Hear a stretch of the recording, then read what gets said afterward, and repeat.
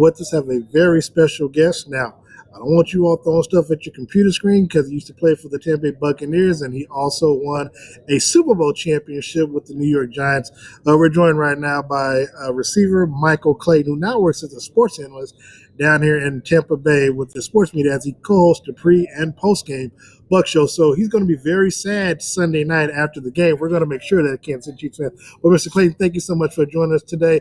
I do know that today is World Cancer Day, and I know that you're working with that you've partnered with the American Cancer Society. Talk a little bit about what you're doing with them, please. Yes, when you wear the NFL tag, you got a tremendous opportunity to gain influence and make a difference in your community. And since I was drafted in 2004, I've always been a part of making a difference in the lives of people who have cancer, whether that be in the Cancer Pediatric Center or the American Cancer Society. But I got involved with the American Cancer Society simply because they created a program called the Crucial Catch Program, which gives people an opportunity to get early screening and early detection. And this is this is for everyone, but more specifically, these are for people who don't have access to a lot of resources, the impoverished areas, more specifically the African American community. There's so many things, like in all cancers, and it seems like African American people are leading in all of those categories. And when you come to testing and screening, it's always some type of nuance that is involved that doesn't allow those type of people to have the best type of resources.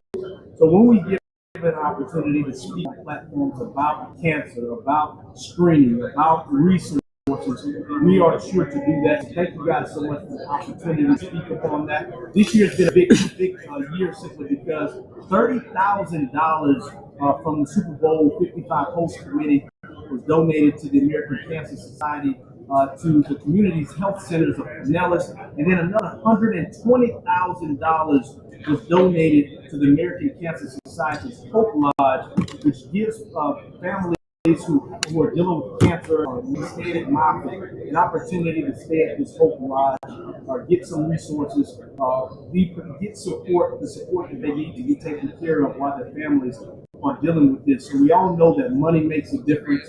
And when we have influence, we can speak on these things and kind of motivate people who are blessed to give back and to make a difference. We want to do that. And thanks to the NFL for stepping up in a major way, of being a pillar and making a difference with the American Cancer Society. So I'm kind of curious because generally athletes, they get involved with organizations like this that has maybe a personal connection. Did you have anyone in your family or Yes. that personalized this for you? Absolutely. My mother-in-law is on her second bout with breast cancer.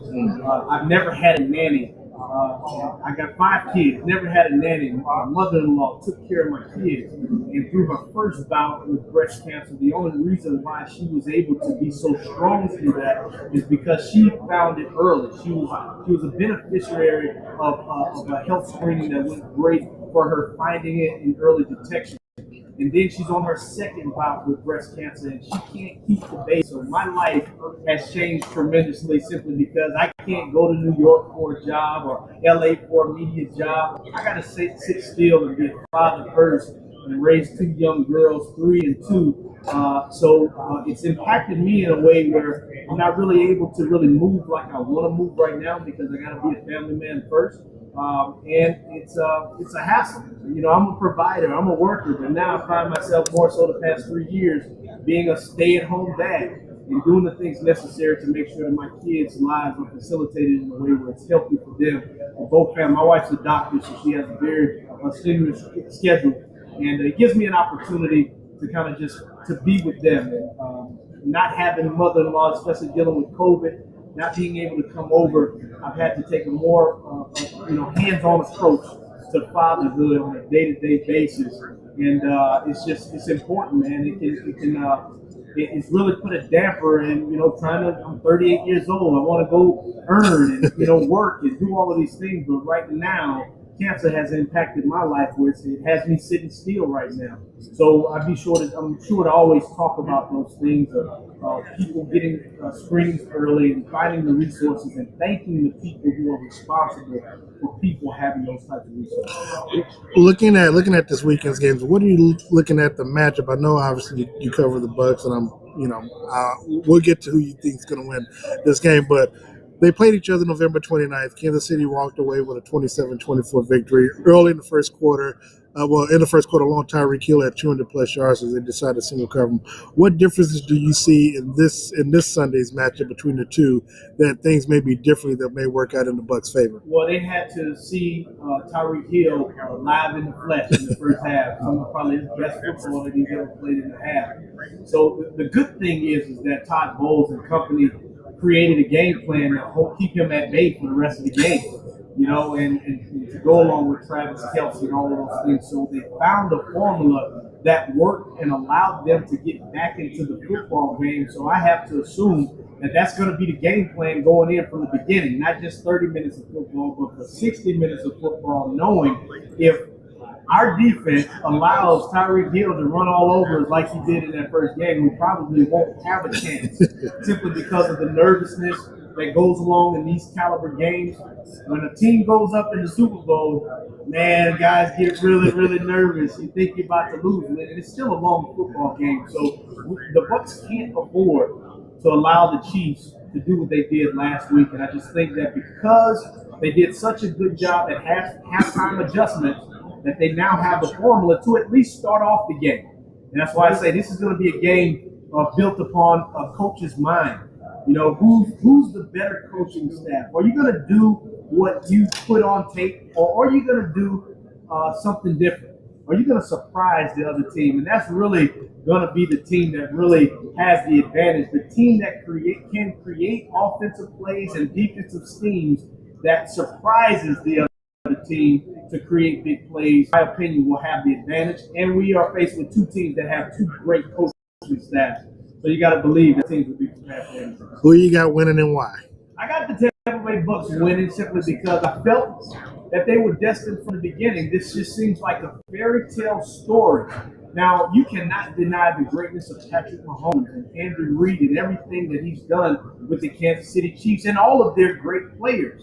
But it just seems like the football gods, if they were wanting to tell a story, the greatest story to be told in this Super Bowl 55, with Derrick Brooks representing the great number 55, first team to ever play in a Super Bowl in the hosting city will be the Tampa Bay Buccaneers. It's been a long time.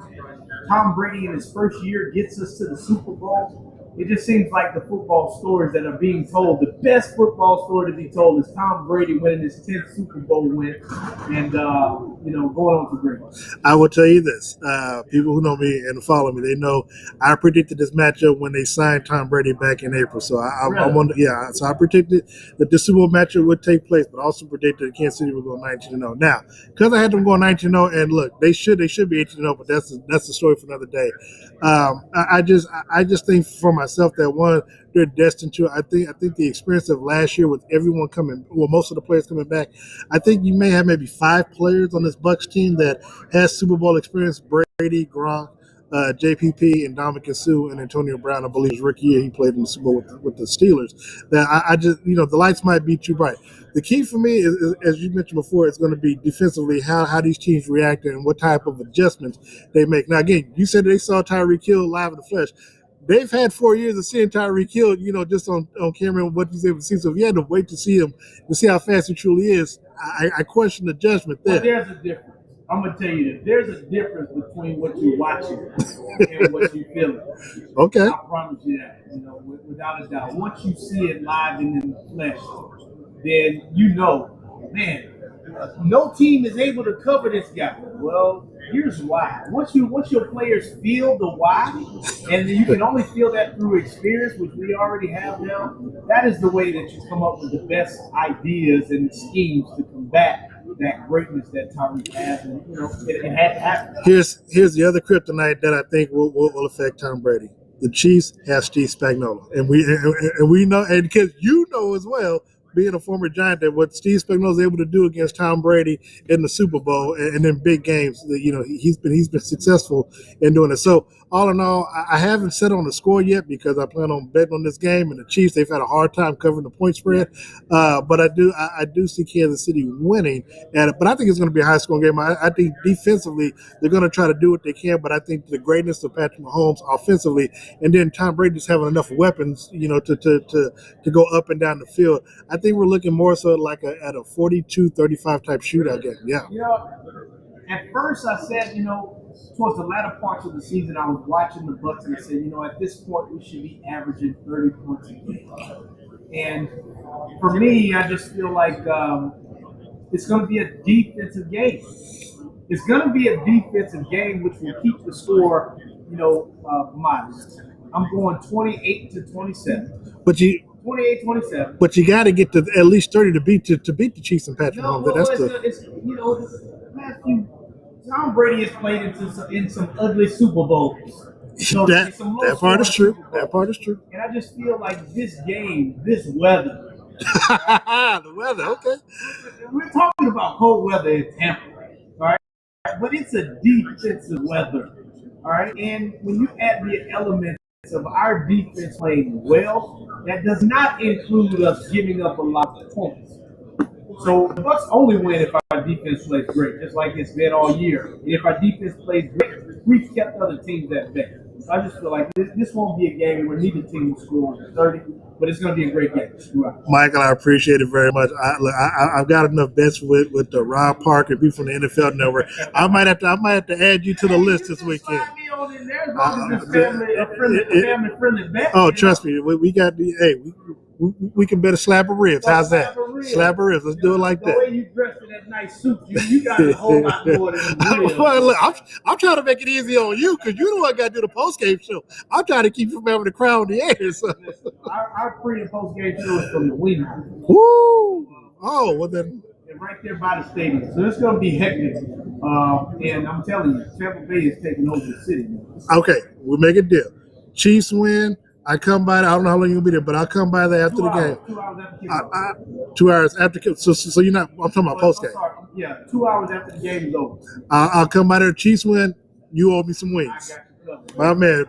Join us, Michael Clayton, former Giants and Bucs wide receiver, Super Bowl 46 champion. Let everybody know where they can follow you if you're on social media or anything like that. Yeah, social media on Twitter. You can catch me on Michael Clayton Listen Up. And then on our social media platforms, YouTube and Facebook and all the other ones, you can catch me on Michael Clayton Live. Just Google Michael Clayton Live here on podcast. All the best with you. Best of luck Sunday. Not too much luck, but best of luck on Sunday. Here's a prediction that you can't go wrong. The team wearing red will win. Amen to that. We'll be right back after this.